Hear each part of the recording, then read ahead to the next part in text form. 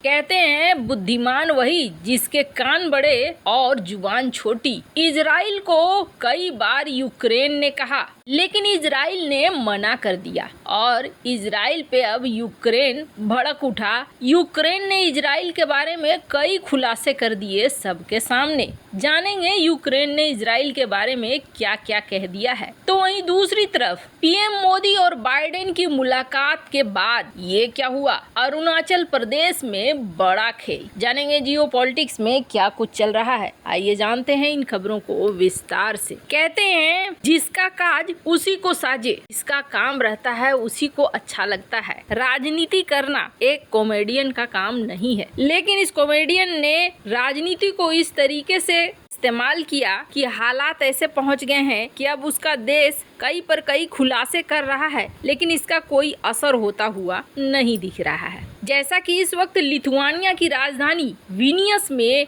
NATO की meeting चल रही है और इस मीटिंग के दौरान जला भुना जेलेंस्की कई तरह के खुलासे कर रहा है। जेलेंस्की ने इजराइल के बारे में भी बता दिया है। जेलेंस्की ने कहा कि जो काम अभी पीएम नेतन्याहू कर रहे हैं, ऐसा नहीं है कि उनके पहले के 2 प्रधानमंत्रियों ने नहीं किया, उन्होंने भी वैसा ही किया। चाहे यायर लैपिड हो या नेफ्ताली बेनेट हो, दोनों ने वही काम किया जो नेतन्याहू ने किया। अब कहना क्या चाह रहा था जेलेंस्की, तो आपको बता दें जेलेंस्की का कहने का मतलब था कि मैंने तीनों प्रधानमंत्रियों को यूक्रेन बुलाया कि आप यूक्रेन आइए, हमारे साथ खड़े होइए और हमारा समर्थन दिखाइए। लेकिन तीनों में से किसी प्रधानमंत्री ने यूक्रेन आने के लिए हामी नहीं भरी, तीनों ने ही ठुकरा दिया। जेलेंस्की ने ये भी कह दिया कि आयरन डोम के लिए हमने इजराइल से बात की और इजराइल के प्रधानमंत्री ने हमें भरोसा दिया कि वो हमें आयरन डोम देंगे। आयरन डोम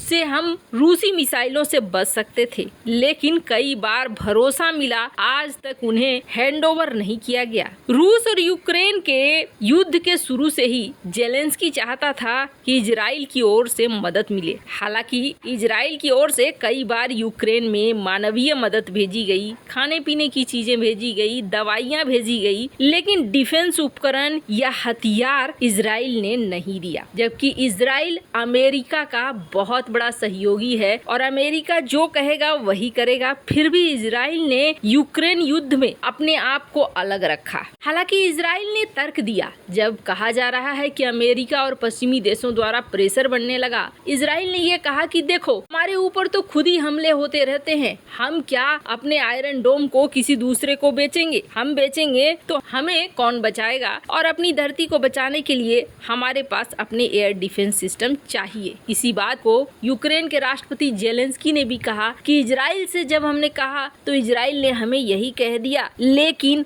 हमने सुना है कि इजराइल अपना आयरन डोम और भी एयर डिफेंस सिस्टम बेच रहा है, हमने जब मांगा तो हमें नहीं दिया गया। ये बात तो साफ है कि तुम बेवकूफ हो, इसका मतलब ये नहीं है कि सारी दुनिया बेवकूफ बने। इजराइल बहुत अच्छे से जानता है कि सीरिया का जो एयर स्पेस है यानी हवाई क्षेत्र, उस हवाई क्षेत्र पर कब्जा है रूस का और इस वक्त इजराइल का सबसे बड़ा दुश्मन है ईरान। ईरान को काउंटर करने के लिए रूस के कब्जे वाले एयर स्पेस का इस्तेमाल करती है इजराइल की एयरफोर्स। अगर स्ट्राइक करना हो तो उसी रास्ते से गुजरती है। अगर यूक्रेन को हथियार, गोला बारूद इजराइल ने दे दिया तो क्या रूस उसे ऐसा करने देगा? इससे पहले अक्टूबर में ही रूस के पूर्व राष्ट्रपति दमित्री मेदवेदेव ने इजराइल को चेतावनी दे दी थी और कहा था कि यूक्रेन की मदद न करना, अगर तुमने यूक्रेन की मदद करी ना तो हम दोनों के राजनयिक संबंध खत्म हो जाएंगे। रूस के साथ किसी फालतू के पंगे में नहीं पड़ना चाहता है इजराइल, यही वजह है कि इस मामले से इजराइल दूर रहा। खैर, अब कुछ दिनों तक चिल्लाएंगे जेलेंस्की और चिल्लाने के बाद जेलेंस्की वापस अपने घर में बैठेंगे। खैर, जहां एक तरफ ये सब कुछ हो रहा है तो वहीं दूसरी तरफ चाचा बाइडेन और उनके लोगों ने अरुणाचल प्रदेश में अब एक बड़ा खेल किया है। वैसे आपको बता दें, अरुणाचल प्रदेश को लेकर चाइना हमेशा से बहुत ज्यादा उतावला रहता है। कहा तो ये भी जाता है कि एक वक्त था जब चाइना ने भारत को ये कह दिया था कि तुम अक्साई चीन रख लो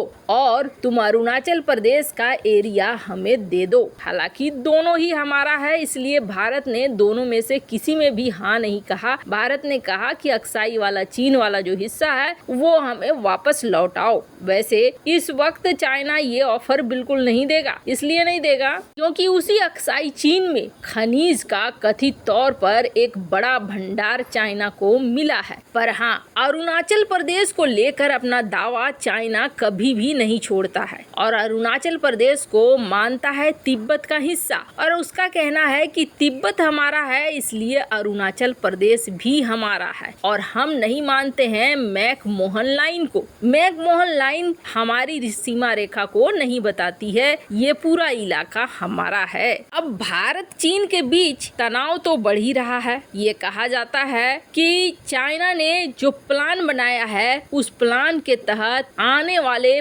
50 सालों के भीतर ही वो अपनी जितनी जमीन को अपना मानता है, चाहे वो अरुणाचल प्रदेश हो, ताइवान हो, नेपाल हो, भूटान हो, उन सब को मिलाने का टारगेट बना रखा है और इसके लिए उसने काम करना शुरू किया है। भारत ने हाल ही में G20 की मीटिंग की थी और एक मीटिंग अरुणाचल प्रदेश में भी रखी गई थी। जिस मीटिंग को चाइना ने इग्नोर कर दिया था, उस मीटिंग में उसने अपने प्रतिनिधि को नहीं भेजा था। फिर भी भारत ने अरुणाचल प्रदेश में एक के बाद एक कई एक्शन लेने शुरू किए। खुद भारतीय गृह मंत्री अमित शाह अरुणाचल प्रदेश के अंतिम गांव में पहुंचे। इस बात को लेकर भी चाइना के तरफ से बयान आया कि भारत ये गलत कर रहा है, अरुणाचल प्रदेश हमारा हिस्सा है। तब भारत ने ये कहा था कि ये तुम्हारी सोच है, हमारी सोच ऐसी नहीं है, ये हमारा है और हमारा ही रहेगा। लेकिन अब जब पीएम मोदी और जो बाइडेन की मुलाकात हो चुकी है, इसके बाद अमेरिकी संसद में अरुणाचल प्रदेश को लेकर एक बड़ा प्रस्ताव आया और इस प्रस्ताव में कहा गया कि आखिर हमें बताना होगा कि अरुणाचल प्रदेश किसका है, क्योंकि चीन के सैनिक कई बार आरोप लगते हैं कि अरुणाचल प्रदेश के इलाके में घुस जाते हैं। वहीं चाइना ये आरोप लगाता है कि भारतीय सैनिक हमारे यहाँ घुस जाते हैं, जिसके बाद अमेरिकी संसद में प्रस्ताव पर बहस होने लगी और इस प्रस्ताव में ये कहा गया कि अरुणाचल प्रदेश